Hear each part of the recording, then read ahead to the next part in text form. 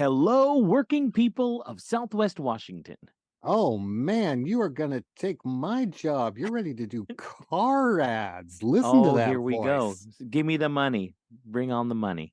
Well, hell, then there's nothing else to do but say you're listening to episode 39 of Working to Live in Southwest Washington, produced by the Southwest Washington Central Labor Council. We're also a proud member of the Labor Radio Podcast Network with over 200 radio shows and podcasts for working people just like you. Find out more about the network at laborradionetwork.org. I'm Harold Phillips, and before we get started, we want to remind you that the views and opinions expressed on this show are not necessarily the views and opinions of the Southwest Washington Central Labor Council, its affiliate unions, our guests' unions, or employers, not even the apples on their teachers' desks. Nobody but theirs. And about those apples. We know how much students and their parents love and support our public school educators. We saw evidence of that back in September when members of the Evergreen Education Association and the Camas Education Association went on strike at the same time. Those two unions didn't just get support from labor organizations like the Southwest Washington Central Labor Council and fellow union members. They got support from parents and students throughout those strikes. Now, the strikes are over, and at the time of this recording, our brothers, sisters, and siblings in the Portland Association of Teachers are on strike across the river in Oregon. So, we wanted to dig a little deeper into the issues our Southwest Washington educators struck over, what it was like to be on strike, and what they won, not just for the members of the union, but for their students. To talk with us about that, we're joined by language arts teacher and Evergreen Education Association Vice President Marj Hogan. Thanks so much for being here, Marj. Hi, thanks for having us. I mean, you said you taught Spanish, but you also taught English. I thought language arts might be appropriate. That's right, good enough. And music teacher and Camas Education Association Vice President Michael Sanchez. Welcome, Michael. Hey, thank you so much, Harold. It's a pleasure to be here. So, Marj, Michael, these strikes happened at the same time. Were the issues that your union struck over similar? Yes, in education, there tends to be a few issues that always seem to be the big ones. We went on strike for three main reasons. We went on strike for class sizes. We need manageable class sizes for our students to learn in so that our members can appropriately and effectively attend to their students. We struck over support for library, music, PE, and health programs, which were pretty severely underfunded if they were funded at all. And then we struck over educator compensation. Yeah, really common issues, like Michael said, that you'll hear in educator locals throughout our region and probably throughout the country. Certainly, supports for students with special needs were really important to us. Our district has created a new program of special education that, in theory, could be wonderful, but is severely understaffed. And so we were fighting just to kind of stay whole in some areas. This wasn't a salary bargain for us. We wanted to maintain our previous contract language around salary and then to really make some wins for being able to differentiate instruction and serve those students who need it the most. Those were some key issues for us. And it was really frustrating. I think management is always going to try to get as much work as possible from us at the lowest cost. It's kind of their job to squeeze us. But unfortunately, and I think Michael has, your local seen this too, that sometimes that squeeze creates a poor quality education and really worsens students' learning conditions. So I think for us anyway, among management, there's different styles. I think in our district, we're seeing a management style that's seeking not only to cut away at our salary and staffing levels, but also less respect for educators' professionalism, for education as a profession, things like trying to take away our academic freedom, to limit our ability to meet the needs of a diverse range of students. We really came to the table and saw a lot of takeaways, and it made it hard to make even small gains for the benefit of students and workers. Was that the case in Camas? Were you seeing the same things, Michael? Yeah, we were seeing a lot of takeaways, especially some anti-union language that management had proposed to put into our contracts. Things like taking away certain grievance rights. I know in our contract we have something about subpoena leave. So if a member is subpoenaed, they can use this particular kind of leave to be excused for that. And they wanted to take that away, which we felt was anti-democratic. We need to participate in the government that, that we all are in.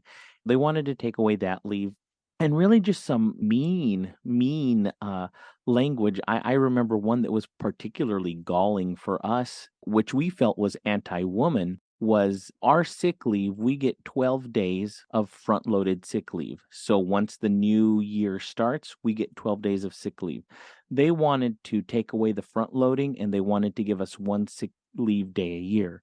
With us still dealing with things like COVID, where, you have to be out for 5 days if you happen to get that. If a parent and then one of the kids happens to get that, you're burning through sick leave.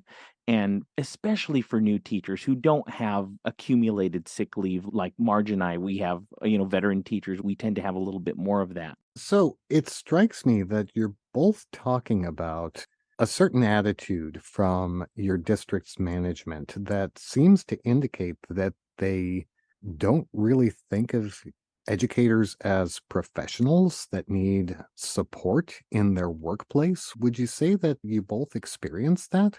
Yeah, for sure. And that's evident in a whole lot of little things that were brought to the table, what we categorize as management rights that are an attempt to control what we do in the classroom and our ability to serve students. I would say it's not a coincidence. We're certainly neighboring districts, but we know that management in our districts in our region are colluding, in many cases, using the same law firm, to help write their contract language that they bring to the table. We work really hard to make sure that we're accurately representing the needs of all the workers in our unit. And I know Camas, just like us, has a process of going out and having one-on-one conversations with members to understand what is a priority in this bargain. What do you need for your classroom? And most of what we hear from people is, I don't need a ton more money. I don't need to be paid like the superintendent is paid. I need to keep my salary whole, be able to pay my bills, and I need to be able to do my job. I just need to be able to serve students in the way that they deserve. So it's frustrating when some of the things that are brought to the table, even some no cost items, are rejected. And the district is bringing things like asking us to give management lesson plans when lesson plans obviously are written for students and for educators and not to present in front of a board of administrators. Our lesson plans are adapted in the moment, in day to day, week to week for students.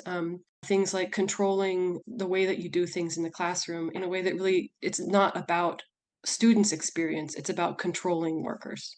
As you mentioned, Marge, your district and Camas School District are very close. The Evergreen Education Association went on strike pretty close to the same time that the Camas Education Association went on strike.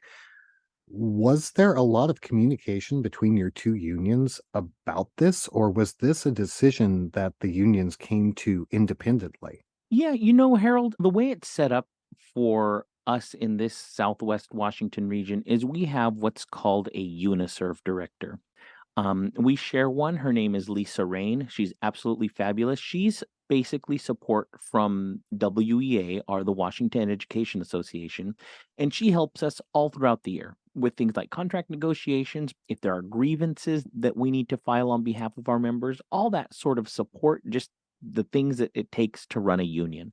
So Lisa worked on both of these contract negotiations. And as we started getting closer to the time we actually went on strike, she just kept both of us informed, like, look, folks, things are kind of not going great. But we never planned things together. We didn't say, okay, we're going on strike on this date and you're going on strike in the next date. It was just more of, hey, here's the temperature in Evergreen, here's the temperature in Camas. When we went on strike, I spoke to a member of the Evergreen bargaining support team because he really enjoyed what we were doing with social media and getting out our messages and that sort of thing. We certainly shared ideas and things like that. But as far as having a plan to, this is what you're going to do and this is what we're going to do, that's just not how it worked. Because even though we went on strike for similar reasons, the nuts and bolts, the inner workings of that are pretty different because the contracts are different and management's different.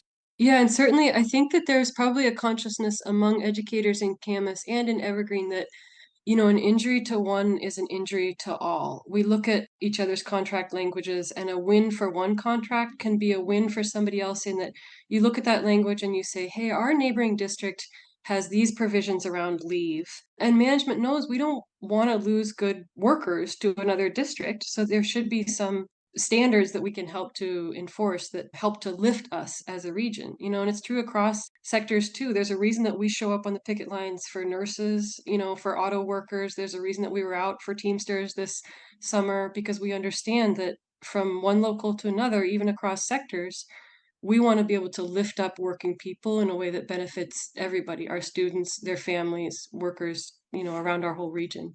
I'm glad you brought up the notion of losing people because of the working conditions in your various districts, because that is one of the main concerns, right? As you're looking at being able to serve your students, it's really hard to do that unless you're fully staffed and you have enough people to do all of the things these students need, right? Was that a part of these negotiations? Oh, absolutely. And, like Marge was saying earlier, our members aren't necessarily interested in more pay for more work.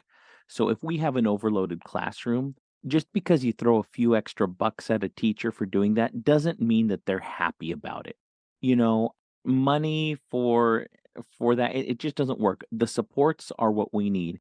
It's a people business, right? Our clients are our kids, and we adore and love our kids.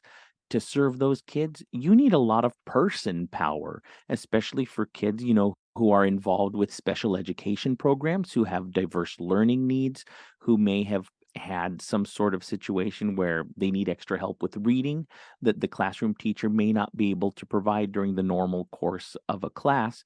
But if you have a specialist they can go see, there's all sorts of things that we can do to help these kids that, frankly, we don't always see happening because management tries to put more and more work on our members' plates. And, all sometimes our members can do is just survive the day instead of really serving our kids. And I know I speak for all teachers when I say that hurts our hearts when we can't give the kids what they need. We're not looking for, like Marge was saying, superintendent salaries. We want to be able to help our kids. And that's the bottom line for that. Well, I think no matter what field you're in, you can identify with getting that squeeze of having more and more put on your plate and not getting the support you need, not necessarily getting pay commensurate with all of the things that you're being asked to do. And eventually, negotiations with the district came to the point where you had no choice, but you had to go out on strike. Now, Marge, Michael, were you both on the negotiating committee as well? That's right. Yep, yep. So, what was it like to be negotiating a contract while your fellow union members were actually out on strike, while they were walking the line? Did you see a difference in the negotiations? Yeah, certainly, Michael, I bet you can identify with this. And anybody who's been on a bargaining team, it's very hard to be trapped in a room when you know that your fellow workers are out there walking a line. And it's also hard for them. We've been through a strike as well in 2018. It's hard when you're not in that room, to feel like you can keep going every day, even if you don't have a moment to moment update. We worked hard to develop a sense of trust between folks that were out on the line and folks that were at the bargaining table. And that process, I mean, it's not a spontaneous, we didn't just decide in August, like, let's go on strike. We start with those one on one conversations to see how important are these issues for you. And then throughout the course of the year, starting in August of the prior school year, really talking to people about what you want your contract to look like and how important are these changes to you. So I knew when I was sitting at the bargaining table, and I'm sure, Michael, you probably have reflections on this too, I cannot bring members less than what they've sent me to do. It's not up to me to decide, hey, I'm ready to quit. Um, we know that the work is hard for them out there, and we're doing it at the bargaining table because they've sent us to do a really important job. Yeah, I agree with all of that, Marge. And I know for me, this was my first bargain. And I was speaking with another bargainer in our district. And I said, gosh, you have a few bargains under your belt. And, I just have my one. And he goes, no, no, Michael, this one for you, this is like six bargains. So you're an experienced bargainer by this point. It really was frustrating for me. I'm happy to serve however my members want me to serve. And they wanted me at the bargaining table. But boy, I would see pictures on social media of them marching and holding the line, and I said, "Gosh, I that's where my heart is. I'm here because my members need me here, and I'm gonna do my darndest to get them a contract that they deserve and that our kids deserve." But all through that time, a little bit of my heart was on that picket line with them. We had a day where we weren't gonna start bargaining until probably about 10 or 11 that morning, and, our WEA director, he said, "You know what? You go out, all of you bargaining team, you go out to the pre-picket meeting to your buildings and you go talk to your people." And Harold, I can't tell you how much that lifted all of our spirits. Our hearts were full. They got to see us. They got to get, the lowdown. Hey, kind of what's going on? What's the mood? What's the temperature? It was so much love and just like camaraderie there. I said, "I'm sorry I can't be here with you." And they said, "No, we're sorry you're having to go through this awful thing." We had nothing but respect, from that standpoint. And I think another thing that I really wish I could have been a part of, and I know Marge is going to know about this too, is that when you're picketing for 6 hours a day with your staff, you get a lot of conversations going, right? And I know I had my staff say this was some of the best, we call it professional development, right? Learning new things, talking about ideas. And very often management gives us professional development that we are to consume. But they said this was the best professional development we've had in years because they just get to talk, get to know each other. The staff that was on the line, they're so much closer. They understand each other more. So even though a strike, which I never want to do again, even though we had to go through that, there are some real positives that came out. And certainly the services and the supports for our kids is one, but also the camaraderie that we received. And we have a lot more people fired up about labor than we had before. And not just members of your unions, also people in the general community, parents and students. You were talking earlier about the amount of support that you got when you were talking to your teams, but you got a lot of support from parents during this strike, right? Yeah, parents know that they want quality public education for their kids. From what we've seen, they're not likely to listen to management when it comes to what their students need. They're going to listen to the person that they know in the classroom who's been working with their student. And I think that's why we saw that uprising of parents in Evergreen and lots of parent support in both districts and around the region to see kind of like what can we do to put some pressure on decision makers to really come to the table and make the right decisions. And that's lasted after the strike. We have parents right now who are working to get people informed about how leadership works, to get people informed about school boards, to make sure that we can make some changes on our school board where necessary. There's a lot of people who continue to be fired up. And exactly what Michael said, that kind of solidarity that's created on the picket line, I'm sure that the district didn't intend to build power within the union, but that's exactly what they've done. I have no doubt that the experience of our 2018 strike laid a foundation for members to be able to understand this is worth it. We can do it together, and hopefully, we can be an example to other locals that this fight is what it takes and it's worth it for our students and for ourselves. A big part of that, I think, is something that Michael discussed earlier: social media. Camas particularly did a lot of outreach during the strike about the issues involved. Do you think that that played a role, Michael, in getting people more engaged and getting the community behind you? Oh, I sure do. I think our communities, both in Evergreen and Camas, they look toward teachers. We're the ones, in the classrooms every day, right? We know what our kids need. And so when you can have, for example, we had some Facebook Live forums, Q&As, that sort of thing. I wasn't involved in that because of my bargaining responsibilities, but I was able to catch a few minutes of a few of those. And they were just fantastic. Our parents were informed. They had really intelligent questions. They were supportive. And ultimately, they saw that we're fighting for your kids. We're trying to make it so that our working conditions are conducive to great learning conditions for your students. So I think some may have tried to portray, those darned greedy teachers, right? But I think when we present information to our community, keep them informed as well as our membership, I mean, that's a really hard conclusion to come to when we're saying we're trying to get lower class sizes. We're trying to get funding to libraries. I don't see that as a greedy teacher thing.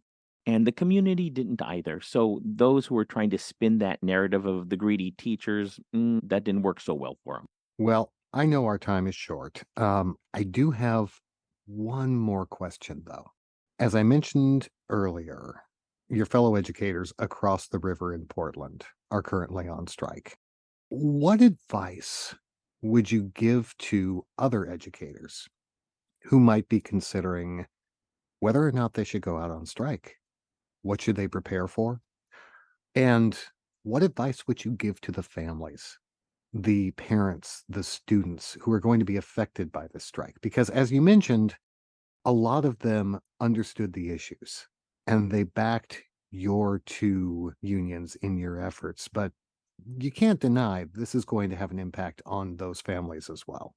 Yeah, I'll start with maybe just advice to other educators. It's really important to know that we are one family and we're one organism, working together. When we think about all the different job categories that go into our contract and all the different experiences, the first and most important thing is to talk to the people in your bargaining unit and understand what their concerns are and make sure that we know that we're willing to stand up for one another. A strike does not happen with 15% of your bargaining unit. It happens because we look out for one another and we agree that 100% of us are ready to stand behind the schools that students and communities need.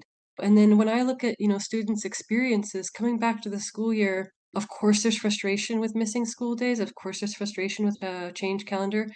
But there's even more frustration if your 4 years of high school, if your entire public education experience is plagued by a lack of staffing, that is so much more detrimental to your experience than a few days when you had to hang out at home and wait for school to start or help your educators on the picket line. So taking the long view of what it really takes to support public education workers, I think most families understand that. Yeah, one of the things I want to reiterate, I never ever want to go through a strike again, whether I'm on the bargaining team or on the line, right? But it's something that I'm willing to do when the situation warrants it. So, as far as our friends in PAT across the river, Portland Association of Teachers, they're on strike for the right reasons. They want support for their students. They want classrooms and buildings that don't have mold and rats and pestilence. I think that's a really reasonable thing to want for your kids as well as your own working conditions. And, professional compensation that honors the work that we do for the kids. So, as far as if a union's looking to strike and, things look like they might be in that direction, certainly you've got to make sure, like Marge says, that everybody knows what's going on and you have buy-in from everybody because that's what solidarity is, right? Certainly talk to that bargaining team, ask them questions. I can speak for myself. I loved it when members asked me questions because that was an opportunity for me to say, this is what's going on. These are some of the roadblocks we're encountering. And I could get feedback from my members who could say, yeah, that's really stupid. You should still keep on doing that. And why would they want you to give up this right or, to give up that piece of the contract? So just keeping your members informed. And then when it comes time to vote on that strike, your members should know exactly why you're voting for a strike by that point. If you have to explain something by that point, then something has gone amiss in the lead up to that. So I think PAT did a great job of informing members and community about what was happening and why they might go on strike. As far as parents, we know it's a huge disruption. Childcare in the middle of the year, we know it's a heavy lift. Sometimes things have to be hard for a little while before things can get better. We think it was worth it in our district because we got supports that our kids needed. We got funding for programs that needed it. We wish it didn't go that way, and we hope that management reconsiders how they approach the bargaining process next year so that we don't have to get there. I know that our district, they started late. We wanted to bargain a couple of months before we actually did. We had a lot of things to talk about. So I think for families, be engaged in the community, in the school community. Watch the board meetings online. Go to the board meetings in person. Know what's going on there because Ultimately, the parents are the bosses, right? They elect the school board. So they need to make sure that they're involved so that district leadership hears feedback about what's going on so that hopefully we don't get to that point. Because the whole issue is let's avoid a strike. Let's work this out. Well, thank you so much, Marj Hogan, Vice President of the Evergreen Education Association, and Michael Sanchez, Vice President of the Camas Education Association. Thank you so much, Harold. Thank you. And thank you, working people, for joining us on another episode of Working to Live in Southwest Washington, produced by the Southwest Washington Central Labor Council. And remember, folks, even though you hope you're out there with your brothers, sisters, and siblings, it can be lonely on the strike line.